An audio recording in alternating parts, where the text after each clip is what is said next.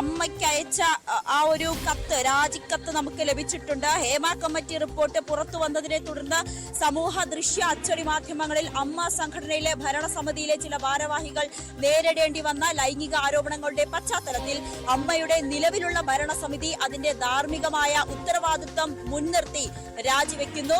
2 മാസത്തിനുള്ളിൽ പൊതുയോഗം കൂടി പുതിയ ഭരണസമിതിയെ തിരഞ്ഞെടുക്കും.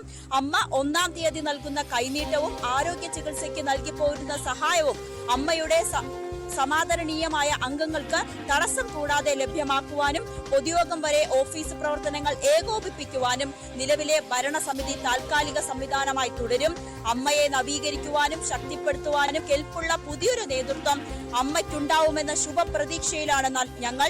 എല്ലാവർക്കും നന്ദി, വിമർശിച്ചതിനും തിരുത്തിയതിനും എന്ന് പറഞ്ഞുകൊണ്ടുള്ളൊരു പത്രക്കുറിപ്പ്, രാജിക്കത്താണ് അമ്മ പ്രസിഡന്റ് മോഹൻലാൽ അമ്മയ്ക്ക് അയച്ചത്.